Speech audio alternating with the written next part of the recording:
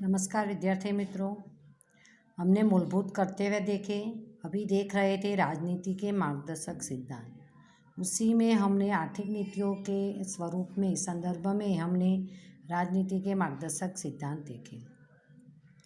अभी हम दूसरा सामाजिक नीतियों से संबंधित राजनीति के मार्गदर्शक सिद्धांत देखेंगे, जिसमें अनुसूचित जातियाँ, अनुसूचित जनजातियाँ, जिसको हम ST SC बोलते हैं, वंचित समूह, यानी समाज में कई ऐसे लोग हैं कि जिनकी उपेक्षा की जाती है, जैसे समाज के कमज़ोर वर्गों के शैक्षणिक तथा आर्थिक हितों के विकास के लिए राज्यों को सावधानी पूर्वक विशेष प्रयास करने होंगे। यानी ये समाज के जो पिछड़े हुए वर्ग हैं, आर्थिक और सामाजिक रूप से वो पछात हैं, उनको आगे लाने के लिए, उनके विकास के लिए राज्यों को प्रयत्न करना होगा, जिससे सामाजिक अन्याय तथा शोषण के विरुद्ध उन्हें सुरक्षा प्राप्त हो सके। यानी उनके साथ जो सामाजिक अन्याय होता है, यानी वो जो ऐसे वर्ग के जो लोग हैं, यानी कि ST SC यानी आदिवासी लोग हैं, बाद में समाज में जो निचले सफाई कामदार वगैरह जो निचली जाति के लोग हैं, जो आर्थिक रूप से भी कमज़ोर होते हैं, या समाज में भी उन लोगों की उपेक्षा की जाती है, उनके साथ अच्छे से व्यवहार नहीं किया जाता है, तो उनको न्याय मिले, उनका शोषण न हो, उसको सुरक्षा प्राप्त हो। इसीलिए राजनीति के मार्गदर्शक सिद्धांतों में कुछ मार्गदर्शन उसके लिए दिया गया है। भारत में निवास करने वाले सभी नागरिकों के लिए समान दीवानी कानून आप पढ़ चुके हैं कि जो संपत्ति से रिलेटिव है, माल मिल्कत ज़मीन से रिलेटिव जो कानून है, तो वो दीवानी कानून है। उसका बोलते हैं यूनिफॉर्म सिविल कोड का निर्माण तथा न्याय व्यवस्था का संचालन राज्य इस प्रकार करे कि सबको न्याय प्राप्त होता रहे। उसी में ऐसा नहीं, हम कई बार पिक्चर सीरियल वगैरह देखते हैं तो उसमें जो गुनहगार है वो खुलेआम घूमता है और निर्दोष को सजा होती है, तो ऐसा नहीं होना चाहिए। जो गरीब वर्ग है, कमज़ोर है, सामाजिक रूप से पछात है, ऐसे लोगों के साथ कानूनी व्यवस्था में भी अन्याय न हो, वो भी ध्यान रखना है। विवाह, तलाक यानी डिवोर्स, भरण पोषण यानी जब शादी होती है तभी पति पत्नी का बनता नहीं है, तो पत्नी अलग रहती है, वो डिवोर्स नहीं लेती, अलग रहती है और अपने गुजारे का खर्च मांगती है, उसको बोलते हैं भरण पोषण। दत्तक कानून, यानी कई लोग बेटा नहीं होता है तो दूसरे बेटे को दत्तक लेते हैं, तो उसके रिलेटिव जो कानून है।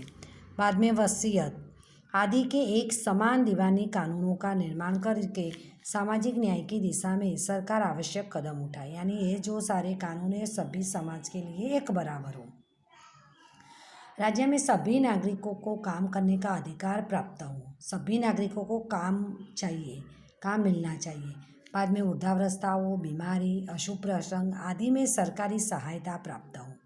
आपने सुना होगा बूढ़े लोगों को पेंशन मिलता है, बीमारी में माँ वात्सल्य प्रधानमंत्री आरोग्य योजना है, माँ वात्सल्य कार्ड है, उसके तहत भी सरकार सहाय देती है। अभी हम आगे देखेंगे राजकीय तथा विदेश नीति विषयक सिद्धांत। राजकीय और विदेशों के साथ कैसे संबंध रखने, उसमें राजनीति के मार्गदर्शक सिद्धांत हमें किस तरह का मार्गदर्शन देते हैं, वो उसके बारे में हम देखेंगे। तो ग्राम पंचायतों की स्थापना के लिए राज्य आवश्यक कदम उठाए तथा ये स्वराज्य की एक इकाई के रूप में कार्य कर सके, इसलिए इन्हें आवश्यक सत्ता तथा अधिकार और आर्थिक सहायता प्रदान करें। ग्राम पंचायत, तालुका पंचायत, जिला पंचायत, नगर पालिका और महानगर पालिका, ये सारी स्थानीय स्वराज्य की इकाइयाँ हैं और ये इकाई के रूप में कार्य कर सके, उसके लिए उनको कुछ अधिकार देना चाहिए और आर्थिक सहायता भी देंगे, तो ही ये सारी पंचायतें अपना काम बराबर कर पाएगी। राज्य सेवाओं में न्यायपालिका को कार्यपालिका से अलग तथा स्वतंत्र रखने के लिए आवश्यक कदम उठाए। अभी ये चैप्टर हम आगे पढ़ने वाले न्यायतंत्र, उसमें हम देखेंगे कि सरकार के जो 3 अंग हैं, एक विधानसभा, कार्यपालिका और न्यायतंत्र। तो ये न्यायतंत्र को विधानसभा, विधायिका और कार्यकारिणी से अलग रखा गया है, स्वतंत्र रखा गया है, क्योंकि वो न्यायपालिका किसी का दबाव में ना आए, किसी से डरे नहीं, किसी का भाई भतीजावाद यानी संबंध रखकर किसी के साथ अन्याय न करे, इसीलिए न्याय तंत्र को इन दोनों से अलग रखा गया है, क्योंकि वो निर्दोष को सजा न दे और गुनहगार को ही सजा दे, इसीलिए उसको निष्पक्ष और तटस्थ रखा गया है।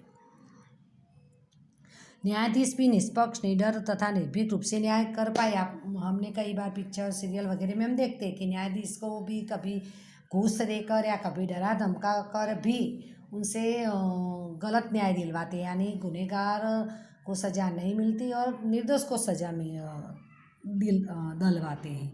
तो ये ऐसा नहीं हो, ऐसा राजनीति के मार्गदर्शक सिद्धांतों में बताया है।